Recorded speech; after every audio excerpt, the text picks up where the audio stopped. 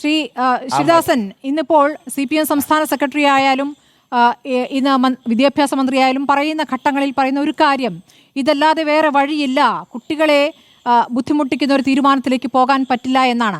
അപ്പോൾ ഒരു നിസ്സഹായാവസ്ഥയിലാണോ സർക്കാർ യഥാർത്ഥത്തിലുള്ളത്? ഇടത് സർക്കാരിന് നിസ്സഹായാവസ്ഥയാണെങ്കിൽ അങ്ങനെ നിസ്സഹായമായ ഒരു സർക്കാരിനെ എന്തിന് തെരഞ്ഞെടുക്കണമെന്ന് ജനത്തിന് ആലോചിക്കാമല്ലോ. ഇടത് നയത്തിനാണല്ലോ വോട്ട് ചെയ്യുന്നത്, അല്ലേ? ഇടത് നയത്തിനല്ലേ വോട്ട് ചെയ്യുന്നത്. ആ നയത്തിൽ നിന്നും വ്യതിചലിച്ചു കഴിഞ്ഞാൽ ഇടതുപക്ഷം എന്ത് കരുതണം?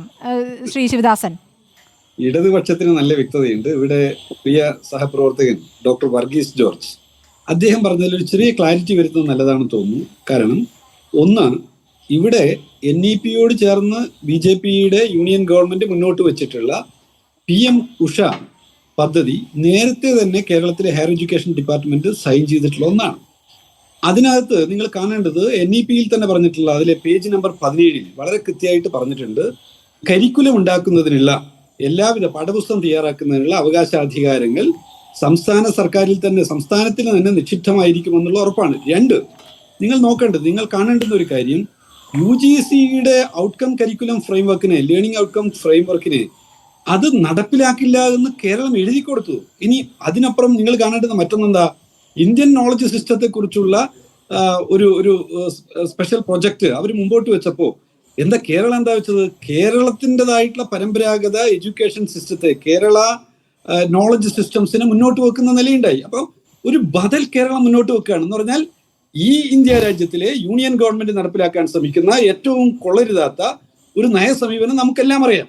അതിനെതിരായിട്ടുള്ള സമരങ്ങൾ മുന്നോട്ട് കൊണ്ടുപോകുന്ന ഘട്ടത്തിൽ തന്നെ NEP-യുടെ ഉള്ളടക്കത്തോടുള്ള എതിർപ്പ് വ്യക്തമാക്കിക്കൊണ്ട് തന്നെ എങ്ങനെയെല്ലാം നമുക്കൊരു ബദലിനെ മുന്നോട്ട് വെക്കാമെന്നുള്ളതാണ്. PM ഉഷ പ്രൊജക്ടിന്റെ ഭാഗമായിട്ട് ഹയർ എഡ്യൂക്കേഷൻ സെക്ടറിൽ നാം നടപ്പിലാക്കിയിട്ടുള്ള പദ്ധതികൾ നമുക്കറിയാവുന്ന കാര്യമാണ്. ഇവിടെ അന്ന് PM ഉഷ പ്രൊജക്ട് എന്നുള്ളത് നടപ്പിലാക്കുന്ന, സൈൻ ചെയ്യുന്ന ഘട്ടത്തിൽ നമ്മുടെ വർഗീസ് ജോർജ് ഉൾപ്പെടെയുള്ള എല്ലാ ആളുകളും ഇതിന്റെയൊക്കെ ഈ ചർച്ചകളും ഒക്കെ കേട്ടിട്ടുണ്ടാവുമെന്നാണ് ഞാൻ കരുതുന്നത്. ഞാൻ ആരും വിമർശനത്തിലേക്ക് പോവല്ല. തീർച്ചയായും ഈ ചർച്ചകൾ പല നിലയിൽ, പല ഘട്ടങ്ങളിൽ, പല രീതിയിൽ നടന്നിട്ടുണ്ടാവുമെന്നാണ് ഞാൻ കരുതുന്നത്. ഞാൻ LDF-ന്റെ സംസ്ഥാന നേതൃസമിതിയിൽ പങ്കെടുക്കുന്ന ഒരാളല്ല. അതുകൊണ്ട് എന്നെക്കാൾ അറിയുന്ന ആളുകളായിരിക്കും ഒരുപക്ഷെ ഇപ്പൊ നമ്മുടെ വർഗീസ് ജോർജ് ഉൾപ്പെടെയുള്ള ആളുകൾ ഒരുപക്ഷെ നിരീക്ഷിക്കുന്ന ആളാണല്ലോ. കാര്യങ്ങളെയൊക്കെ വളരെ നന്നായിട്ട് അദ്ദേഹം NEP-യോടുള്ള എതിർപ്പും അദ്ദേഹം രേഖപ്പെടുത്തിയിട്ടുണ്ട്. അതിനെ അഭിനന്ദിച്ചുകൊണ്ട് തന്നെ ഞാൻ പറയുന്നത്, NEP-യുടെ ഉള്ളടക്കത്തോടുള്ള വിയോജിപ്പ് രേഖപ്പെടുത്തിക്കൊണ്ട് തന്നെയാണ് PM ഉഷ പ്രൊജക്റ്റിൽ നമ്മുടെ ഹയർ എഡ്യൂക്കേഷൻ ഡിപ്പാർട്ട്മെന്റ് സൈൻ ചെയ്തിട്ടുള്ളത്. അപ്പൊ ഇവിടെ കേരളത്തെ സംബന്ധിച്ചിടത്തോളം എന്താ, ചില ആളുകൾ ധരിക്കുന്നത് കേരളത്തിന് നായാ പൈസ കിട്ടാതെ പോകട്ടെ എന്നാണ്. കേരളത്തിലെ ലൈഫ് പ്രൊജക്ടിനെ എതിർക്കുന്നവർ, കേരളത്തിലെ K-ഫോണിൽ എതിർക്കുന്നവർ, കേരളത്തിന്റെ എല്ലാ വികസന പദ്ധതിക്കും പാരവെക്കാൻ നടക്കുന്ന മുസ്ലിം ലീഗ് ഉൾപ്പെടെയുള്ള ആളുകൾ താല്പര്യപ്പെടുന്നത് ഇവിടുത്തെ സ്കൂളൊക്കെ നശിച്ചു പോട്ടെ എന്നുള്ളതാണ്.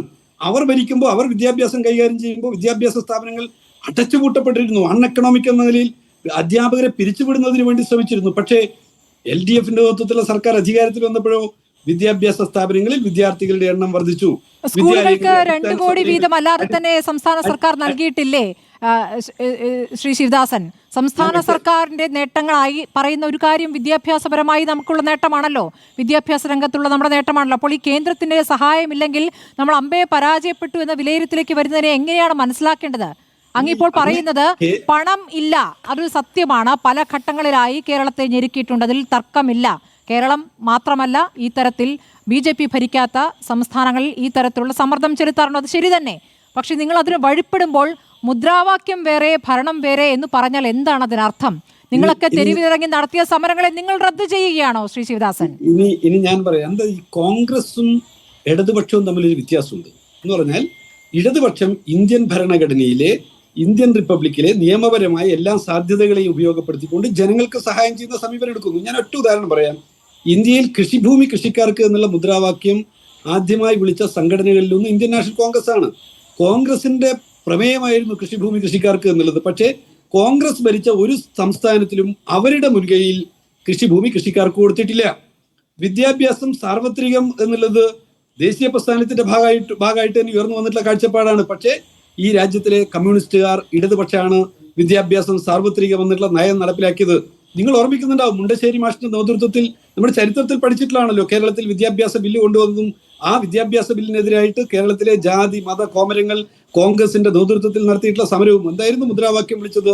തണ്ട മുണ്ട മുണ്ടശ്ശേരി, നിന്റെ തലയിൽ എന്താ തണ്ടോ മുണ്ടോ ചകിരിച്ചോറോ. ഈ നാട്ടിലെ കോൺഗ്രസും കോൺഗ്രസിനൊപ്പം നിന്നിട്ടുള്ള ശക്തികളും വിളിച്ചിട്ടുള്ള മുദ്രാവാക്യാണ്. അതിനെ ചെറുത്തുകൊണ്ടാണ് ഇടതുപക്ഷം കേരളത്തിലെ പൊതുവിദ്യാലയ ശൃംഖലയെ വികസിപ്പിച്ചിട്ടുള്ളത്. പക്ഷെ നിങ്ങൾ RSSനെ BJP-യാണ് ചെറുക്കേണ്ടത്. ഈ കാലഘട്ടത്തിൽ അവരാണ് ഭരിക്കുന്നത് എന്നുള്ളതാണ് നിങ്ങളുടെ പ്രശ്നം. ഇപ്പോൾ ഭരണത്തിലില്ലാത്തവരോട് നിങ്ങൾക്ക് എന്ത് യുദ്ധം? അയ്യോ, നിങ്ങൾക്ക് എന്ത് യുദ്ധം? എന്റെ ഉത്തരത്തെക്കാൾ വലിയ നീണ്ട ചോദ്യമാണ് അങ്ങ് ചോദിച്ചത്. അപ്പൊ എന്റെ ഉത്തരത്തിന് ഒരു ചെറിയ സമയം തരൂ. ഞാൻ പറഞ്ഞ എന്താണ്, ഒരേ സമയത്ത് ഈ നാട്ടിലെ ജനങ്ങളെ അണിനിരത്തിക്കൊണ്ട് നടത്തിയിട്ടുള്ള വലിയ ബഹുജന ക്യാമ്പയിൻ, ആ ബഹുജന ക്യാമ്പയിന്റെ നേട്ടത്തിനോടൊപ്പം ഈ യൂണിയൻ ഗവൺമെന്റിൽ നിന്ന് കിട്ടാവുന്ന എല്ലാ വിധത്തിലുള്ള സാമ്പത്തിക ആനുകൂല്യങ്ങളും വാങ്ങിയെടുക്കുക എന്നുള്ള മറ്റൊരു രീതി. നമുക്ക് കേരളത്തെക്കാളേറെ സാമ്പത്തിക സഹായങ്ങൾ വാങ്ങിയെടുത്തിട്ടുള്ള സംസ്ഥാനമാണ് ഉത്തർപ്രദേശ്, രാജസ്ഥാൻ, ഹിമാചൽ പ്രദേശ്. ഇവിടങ്ങളിലൊന്നും പക്ഷെ ഇങ്ങനൊരു വിദ്യാഭ്യാസ പുരോഗതി നമുക്ക് ചൂണ്ടിക്കാണിക്കാൻ പറ്റില്ല. പക്ഷെ കേരളം എന്താണ്? കേരളം ലഭ്യമായ പണത്തെ അതിന്റെ എല്ലാ അർത്ഥത്തിലും ശരിയായ നിലയിൽ വിനിയോഗിച്ചു. ആ വിനിയോഗമാണ് കേരളത്തിന്റെ വിദ്യാഭ്യാസ മേഖലയെ പുഷ്ടിപ്പെടുത്തിയത്. അതിനൊപ്പം ബഹുജനങ്ങളുടെ പിന്തുണയും. ഇവിടെ മുസ്ലിം ലീഗ് എന്താണ് ചെയ്തത്? കോൺഗ്രസ് എന്താണ് ചെയ്തത്? കേരളത്തിന്റെ വിദ്യാഭ്യാസ മേഖലയെ എല്ലാ അർത്ഥത്തിലും കച്ചവടവൽക്കരിച്ച് തകർക്കാൻ വേണ്ടി ശ്രമിച്ചു. അവരുടെ കാലത്ത് പൊതുവിദ്യാലയത്തിലെ കുട്ടികളുടെ എണ്ണം കുറഞ്ഞു. അവരുടെ കാലത്ത് പൊതുവിദ്യാലയങ്ങളുടെ എണ്ണം കുറക്കാൻ നോക്കി. പക്ഷേ നേരെ വിപരീത ദിശയിലാണ് ഇടതുപക്ഷം പോയത്. അതുകൊണ്ട് PM ഉഷ പദ്ധതിയിൽ ഒപ്പിടുന്ന വേളയിൽ ഈ കേരളത്തിലെ നമ്മളെല്ലാരും അന്നും ഇവിടെ ജീവിച്ചിരുന്നവരാണ്. ശ്രീ ശിവദാസൻ, ഈ MOU ഇപ്പോൾ കയ്യിൽ കിട്ടിയിട്ടുണ്ട്. ശ്രീ ശിവദാസൻ, MOU ഒപ്പിട്ടിരിക്കുന്നത് ഈ മാസം 16-നാണ്. ഈ മാസം 16-നാണ് ഒപ്പിട്ടിരിക്കുന്നത്. 10-ന് മുഖ്യമന്ത്രി ഡൽഹിയിൽ എത്തുന്നുണ്ട്. 22-നാണ് അവസാനത്തെ മന്ത്രിസഭാ യോഗം ചേരുന്നത്. അപ്പോൾ CPI മന്ത്രിമാർ, CPI ആരും അറിഞ്ഞിട്ടില്ല. എന്തിന്? CPM ജനറൽ സെക്രട്ടറി പോലും അറിഞ്ഞിട്ടില്ല, MA ബേബി പോലും അറിഞ്ഞിട്ടില്ല എന്നല്ല മനസ്സിലാക്കേണ്ടത്. 16 ഒപ്പിട്ട് MOU ആണ്. അപ്പോൾ ആരെയൊക്കെയാണ് ഇപ്പോൾ ഇരുട്ടിൽ നിർത്തിയത്? CPI മാത്രമല്ല, ശ്രീ വർഗീസ് ജോർജ്, RJD മാത്രമല്ല, ഇരുട്ടിൽ നിൽക്കുന്നവർ ഒരുപാട് പേരുണ്ട്. ഒപ്പിന്റെ എണ്ണം എനിക്ക് എത്രയാണെന്ന് അറിയില്ല. 16-ആണോ 18-ആണോ എന്നുള്ളതെന്ന് എനിക്കറിയില്ല. 16-ആണ് ഒപ്പിട്ടത് MOU. ആവട്ടെ, അതിന് നിങ്ങൾ ഈ പറയുന്നതിനും എത്രയോ മാസങ്ങൾക്ക് മുമ്പല്ലേ PM ഉഷ പ്രൊജക്ട്. അല്ല, PM ഉഷ പ്രൊജക്ട് അവിടെ നിൽക്കട്ടെ. നമ്മളിപ്പോൾ ചർച്ചയാക്കിയത് PM ഉഷയുടെ കാര്യമല്ലോ. PMCയിൽ തർക്കം, പ്രതിഷേധം ഇവിടെ പറയുന്നു. ശരി, അങ്ങനെയല്ല. PMCയിൽ നോക്കൂ, മുന്നണിയിൽ നിന്ന് വന്നിരിക്കുന്ന പ്രതികരണമാണല്ലോ പ്രധാനം. മുന്നണിയിൽ നിന്ന് വന്നിരിക്കുന്ന പ്രതികരണമല്ലേ ശ്രീ ശിവദാസൻ? അങ്ങ് അക്ഷമനായിട്ട് കാര്യമില്ലല്ലോ. കാരണം ബിനോയ് വിശ്വമാണ് തുടക്കം മുതൽ പറയുന്നത് PMC ഒപ്പിടാൻ അനുവദിക്കില്ല എന്ന്. അല്ലേ? ഞാൻ അക്ഷമനല്ല. ഞാൻ വസ്തുത പറയുമ്പോ വസ്തുത പറയാൻ ഞാനും വസ്തുതയാണ് പറഞ്ഞത്. 16-ന് ഒപ്പിട്ടത് എങ്ങനെയാണ് ഇത്ര ദിവസം നിശബ്ദമാക്കി നിന്നുകൊണ്ട് CPI-യെ, പാർട്ടി ജനറൽ സെക്രട്ടറിയെ, ഒരുപക്ഷെ പാർട്ടി സെക്രട്ടറിയെ പോലും അറിയിക്കാതെ വെച്ചത്? ഞാൻ പറഞ്ഞ എന്താണ്, നാഷണൽ എഡ്യൂക്കേഷൻ പോളിസിയുടെ ഭാഗമെന്ന് വിശേഷിപ്പിക്കപ്പെട്ടിട്ടുള്ള PM ഉഷ പ്രൊജക്ടിന്റെ ഭാഗമായി കേരളം ഒപ്പുചേർത്തിയിട്ടുള്ളത് എത്രയോ മാസങ്ങൾക്ക് മുമ്പാണ്. അത് കേരളത്തിന്റെ വിദ്യാഭ്യാസ മേഖലയിൽ പ്രവർത്തിക്കുന്നവർക്കറിയാം. അതിന്റെ ഭാഗമായിട്ടുള്ള സാമ്പത്തിക ആനുകൂല്യങ്ങൾ പറ്റിയിട്ടുള്ള വിദ്യാഭ്യാസ സ്ഥാപനങ്ങളുണ്ട്. അവിടെ NEP കടന്നു വന്നിട്ടുണ്ട്. ശരി, ഗവർണറുമായി നിരന്തരം യുദ്ധം ചെയ്തുകൊണ്ടിരിക്കുന്ന ഉന്നത വിദ്യാഭ്യാസ മന്ത്രി എന്തായാലും അക്കാര്യത്തിൽ പ്രതികരിച്ചിട്ടില്ല. ഞാനൊന്ന് പൂർത്തീകരിക്കട്ടെ. അല്ല, അങ്ങനെയല്ല, ഞാനൊന്ന് പൂർത്തീകരിക്കട്ടെ. അപ്പോഴെന്താണ്, എഡ്യൂക്കേഷൻ സെക്ടറിൽ NEP-യുമായി ബന്ധപ്പെട്ട് ആദ്യമായി ഏതെങ്കിലും ഒരു വകുപ്പ് രേഖപ്പെടുത്തിയിട്ടുള്ള ഒപ്പുചേർത്തലല്ല ഇത്. ഇതിനു മുമ്പും ഇത്തരത്തിലുള്ള ഒപ്പുവയ്ക്കലുകൾ ഉണ്ടായിട്ടുണ്ട്. ആ ഒപ്പുവയ്ക്കൽ ഉണ്ടായി എന്ന് പറഞ്ഞാൽ ആ സമയത്തും ഇടതുപക്ഷ ജനാധിപത്യ മുന്നണി തന്നെയാണ് ഉണ്ടായത്. ഇടതുപക്ഷ ജനാധിപത്യ മുന്നണിയുടെ നേതാക്കന്മാർ കേൾക്കൂ. ശ്രീ വർഗീസ് ജോർജ് അതിന് മറുപടി പറയട്ടെ. അതാണ് PM ഉഷ പദ്ധതിയിൽ ഒപ്പിട്ടപ്പോൾ ഇല്ലാത്ത വിഷമം എന്തിനാണ് PMCയിൽ എന്നുള്ളതാണ് മുന്നണിയിൽ നിങ്ങളോടുള്ള സമയമില്ലാത്തതുകൊണ്ടാണ് ഞാൻ ഇടപെടലേക്ക് പോയത്.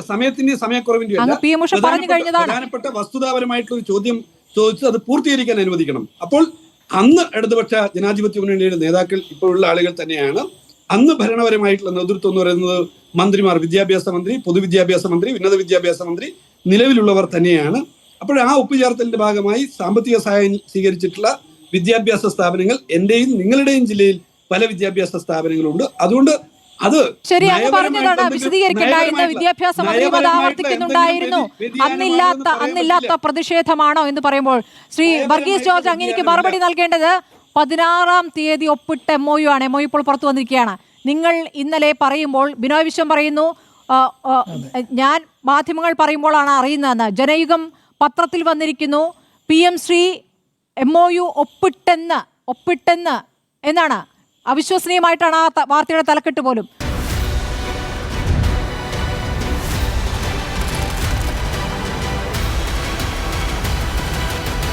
ഡിബേറ്റ് വിത്ത് സ്മൃതി പരുത്തിക്കാട്.